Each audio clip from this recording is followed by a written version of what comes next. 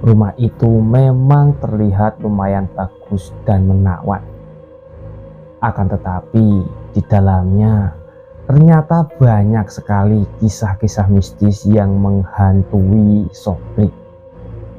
Hingga pada suatu malam saat dia berkeliling rumah, dia bertemu dengan sosok pocong yang berada tinggal di sekitar tempat itu. Lalu hal yang mengejutkan pun terjadi saat Sobri bertatapan langsung dengan pocong itu.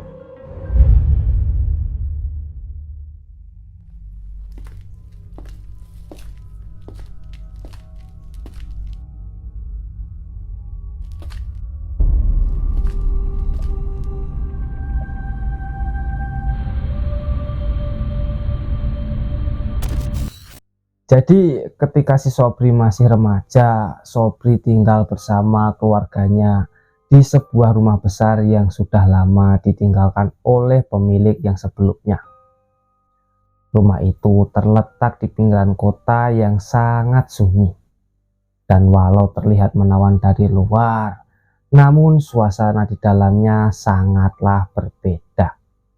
Pengalaman seramnya itu dimulai pada suatu malam ketika si Sobri terbangun dengan perasaan yang sangat aneh. Ruangan itu tiba-tiba terasa sangat dingin dan cahaya bulan yang redup nampak menyinari sekeliling kamar Sobri.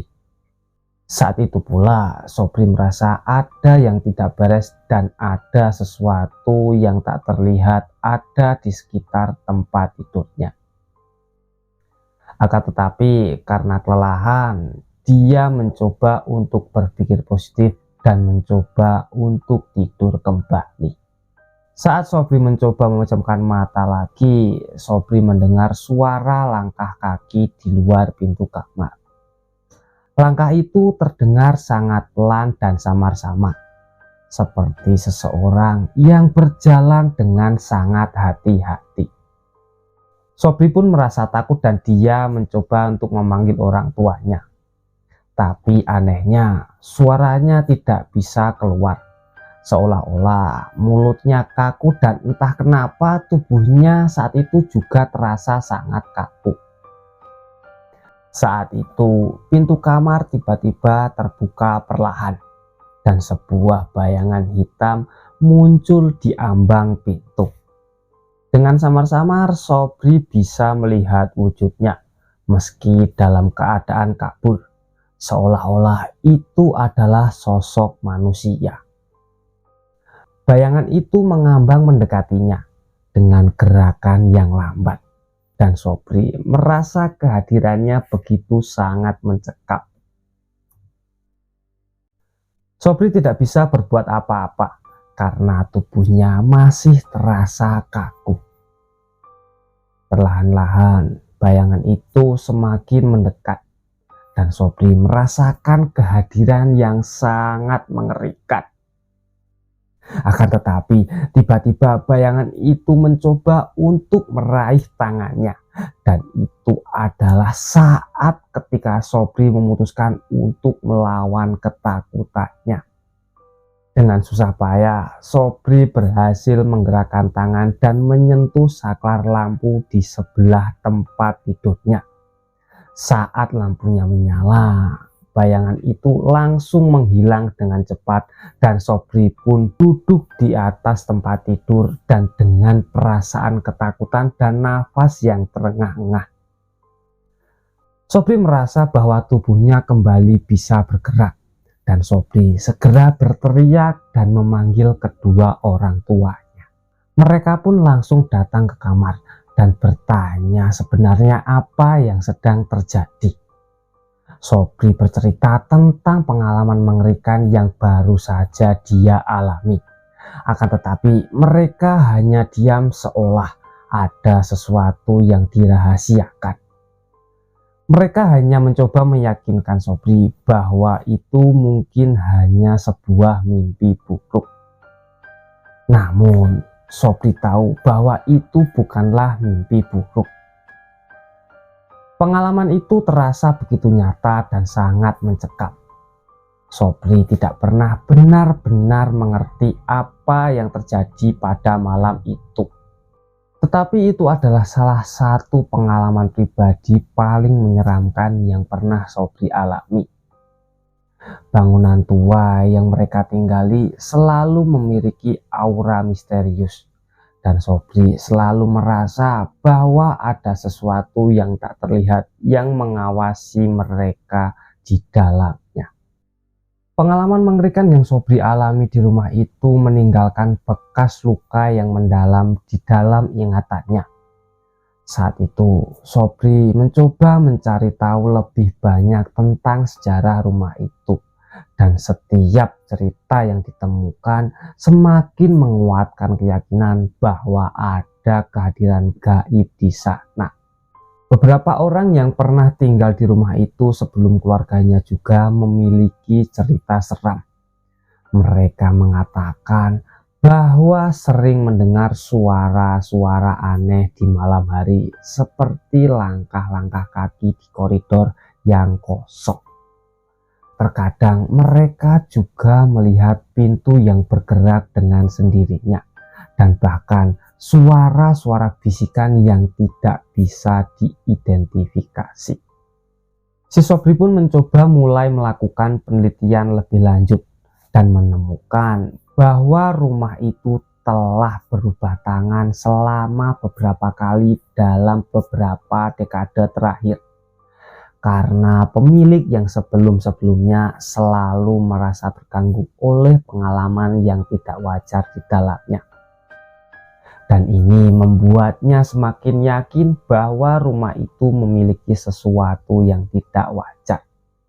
Saat malam tiba, dia selalu merasa bahwa ada seseorang yang mengamati dirinya. Akan tetapi saat dilihat di sekitar, hanya ada dirinya saja di rumah itu. Perasaan ketakutan pun semakin kuat, dan dia merasa terjebak di dalam rumah yang semakin terasa seperti penjara. Setelah bernegosiasi dengan bapak dan ibunya karena mengaku sering mendengar hal-hal misterius, si Sobri meminta mereka untuk pindah rumah dan menjual rumah itu. Mereka pun sempat bernegosiasi dan setuju dengan pendapat anaknya. Walau sempat terjadi perdebatan di antara mereka berdua. Di hari berikutnya mereka pun mencoba untuk menjual rumah itu. Akan tetapi tidak ada yang ingin membeli rumah itu, karena mereka semua telah mendengar dari sejarah kelam yang terjadi di rumah itu. Akhirnya mereka memutuskan untuk meninggalkan rumah itu dan pindah ke tempat lain. Setelah mereka pergi, rumah itu pun ditinggalkan, dan seolah-olah roh-roh yang menghuninya masih menunggu seseorang untuk datang.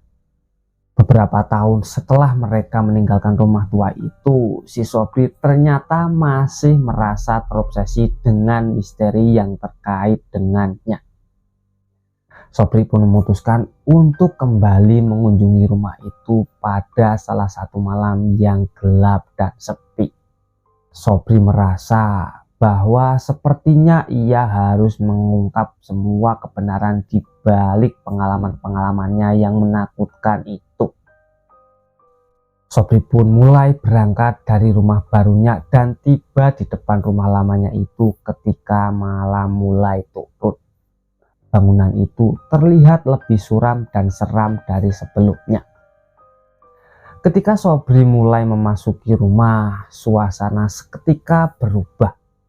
Udara terasa sangat dingin.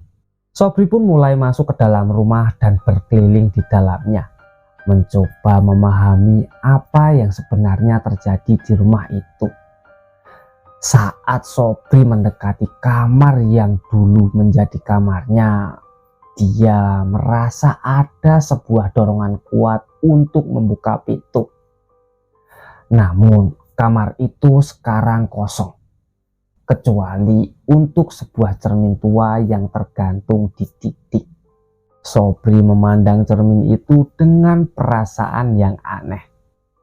Dan tiba-tiba cermin itu mulai memantulkan bayangannya dengan cara yang aneh. Wajahnya menjadi kabur dan berubah menjadi sosok yang tidak dia kenali. Sekejap dia merasa terpana dan tidak bisa bergerak. Kemudian bayangan itu berbicara dengan suara serak yang membuat bulu kuduknya merinding. Bayangan itu berkata dengan lirih dan terdengar samar-samar. Ternyata kau sudah kembali. Aku sudah lama menantimu. Kau harus tetap di sini bersamaku. Suara itu begitu menyeramkan dan penuh dengan dendam. Sobri segera memalingkan pandangannya dan berusaha keras untuk keluar dari kamar itu. Saat dia keluar dari rumah, dia merasa seperti ada yang mengikutinya dari belakang. Perlahan-lahan dia pergi meninggalkan ruangan terkutuk itu, sambil terus melihat bayangan-bayangan yang mengelilingi dirinya. Saat sampai di luar rumah, Sobri langsung berlari menjauh dari tempat itu. Dan saat meninggalkan bangunan itu, bayangan-bayangan itu akhirnya menghilang dan suasana pun mulai mereda. Sobri kembali ke rumahnya dengan menggunakan mobil dengan nafas yang tersengal-sengal, merasa bahwa seolah dirinya telah memasuki alam yang tidak dikenal. Beberapa bulan telah berlalu sejak eksplorasi terakhir di rumah tua itu. Meskipun pengalaman itu telah meninggalkan bekas yang mendalam dalam pikiran, rasa ingin tahunya terus menghantui dirinya. Sobri kembali merasa bahwa dia harus kembali untuk mencari jawaban yang lebih konkret. Bahkan jika itu berarti harus menghadapi ketakutan yang luar biasa. Tepat pada malam Jumat Kliwon, saat sedang bulan purnama, Sobri memutuskan untuk kembali ke rumah itu sendirian. Karena di hari itu Sobri kebetulan sedang tidak ada kerjaan. Dia membawa alat-alat pendeteksi paranormal, kamera, dan lilin untuk membantu dalam eksplorasi. Saat dia memasuki rumah itu, suasana seolah-olah meresap dan berubah menjadi ketegangan. Dan lagi-lagi dia merasa seolah dia tidak sendirian di sana. Dengan perasaan takut bercampur penasaran, dia tetap mempertahankan tekadnya untuk mencari tahu fakta dari sebuah misteri di rumah ini. Dengan kaki yang sangat gemetaran, dia mulai berkeliling rumah, mengunjungi setiap sudut dan ruangan yang terbengkalai itu. Suara-suara langkah kaki dan bisikan yang tidak jelas terdengar di antara dinding-dinding bangunan yang retak. Sementara alat-alat pendeteksi paranormal yang dia bawa mencatat aktivitas yang tidak bisa dijelaskan. Dia mencoba berkomunikasi dengan entitas yang mungkin ada di dalam rumah itu. Sobri mencoba mengajukan sebuah pertanyaan-pertanyaan dengan suara lembut. Dia berharap mendapatkan tanggapan yang bisa memberi sebuah petunjuk. Setelah itu tiba-tiba suhu ruangan merosot tajam dan Sobri merasa seperti ada yang mendekatinya. Dia pun berbalik perlahan dan melihat sesosok yang menjulurkan tangannya keluar dari bayangan. Sosok itu memiliki wajah yang terbungkus oleh kain kafan putih. Seolah-olah itu adalah sosok pocong yang seringkali muncul dalam cerita-cerita seram. Perlahan-lahan dia mendekati Sobri dengan gerakan yang lambat. Saat itu pula Sobri merasa terperangkap. Dalam ketakutan yang luar biasa, Sobri mencoba untuk melarikan diri. Tetapi langkahnya terhambat oleh kekuatan yang tak terlihat. Dia merasa seperti ada tangan-tangan yang mencengkram tubuhnya, menghentikan segala gerakan. Sosok pocong itu semakin dekat dan semakin mendekat. Saat dia berada hanya beberapa langkah dari si Sobri pun terjatuh pingsan. Keesokan harinya dia dibangunkan oleh salah seorang warga yang kebetulan sedang berjalan di sekeliling rumah itu. Dia pun bertanya kepada si Sobri, ngapain lu tidur di sini sendirian? Seketika itu pun Sobri tiba-tiba teringat saat dia sedang pingsan. Dia bertemu dengan sosok yang menyerupai pocong di dalam mimpinya. Si pocong itu mengatakan dengan suara yang sangat lembut, "Jangan takut, kami hanya ingin keadilan. Kami adalah roh-roh yang terjebak di sini. Kami menunggu sangat lama untuk seseorang yang dapat mendengarkan cerita kami." Sosok pocong itu pun mulai bercerita tentang masa lalunya, tentang sebuah konflik keluarga yang berakhir dengan kekerasan dan tragedi mengenaskan. Mereka ternyata adalah roh-roh yang tidak bisa pergi ke alam baka karena merasa masih belum mendapatkan keadilan. Saat cerita itu selesai, si Sobri pun dibangunkan oleh tetangga yang tadi.